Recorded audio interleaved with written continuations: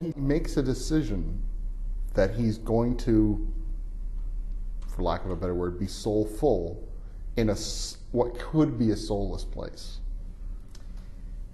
That is well put. He made the decision to go back because he could have abandoned everything and just said, oh, this is bad, I don't want anything to do with it, but that's not what he did. Inspired with this whole new attitude of collaboration, of working with people and coming to a place of improving things, of embracing, he actually went back and the attitude was, I want to help people. They may not be perfect, I'm not perfect.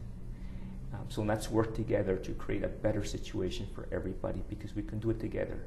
But we can't do it if we judge and put in rules that are inflexible.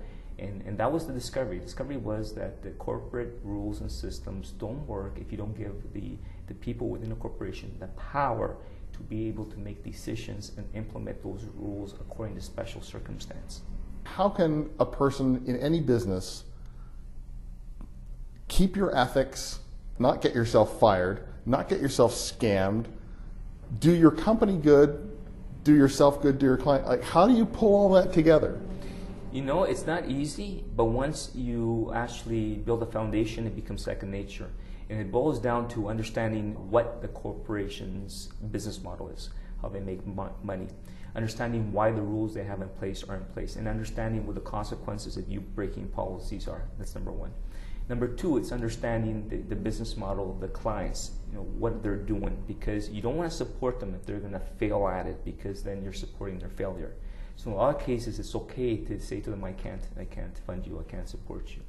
So it boils down to really understanding your environment, understanding the rules, understanding who the people you take care of, all the stakeholders being the shareholders, the execs at the bank, the other employees, the customers, and their customers sometimes. And so once you understand that and you think long term and you're building a relationship, then no matter what, the company is going to be farther ahead for it in the long run.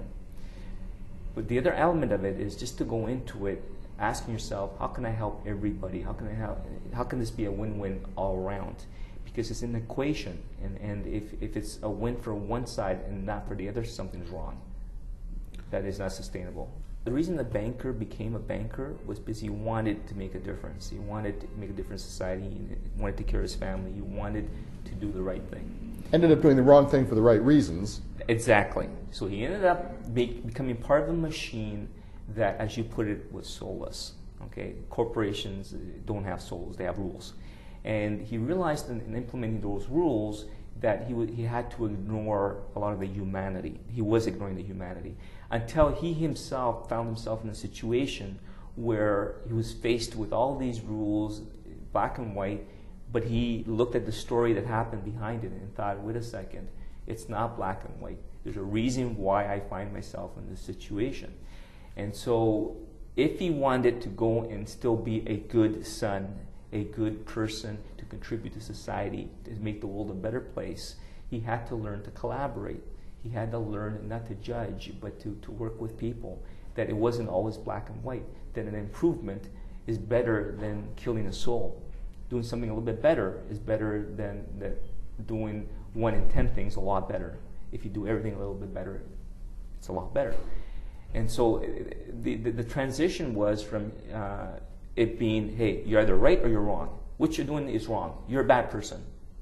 That's the judgment part of it. And because of that, that's it, you're gone. You're no longer entitled to this. You're going to be in jail. I'm going to punish you. The banker after transition was, why did you do that? What is it you want to accomplish? Do you understand what's going on here? And that kind of approach. How can we work together? You want that, and here's the people who are going to be affected by it. How can we make sure that the positive effect is there and any negative effect is minimized? So it's a collaborative approach. It's working with the customers. It's working with the executives, with the competition, so that maybe they can provide part of the solution and just bring it all together. Happier guy? A lot happier, but not easier. Life is not easier by any means. In fact, it was a lot easier when things were black and white, where you had a rule and you could say yes or no and then walk away. And now it's not that simple anymore. And so it's tougher. It's tougher. It's More really satisfying? Yes, absolutely more satisfying. Life is much more tastier, a lot more gusto. Relationships much deeper. Meaning in a lot of different, meaning in everything that's done. Right? Things aren't done blindly, they're done for a reason. It's just different, it's life. The book is The Banker Who Saved His Soul. I've been speaking with the author Baldo Minaudo, and The Banker Who Saved His Soul is published by Metroactive, distributed via Amazon, or you can go to the website, thebankerwhosavedhissoul.com.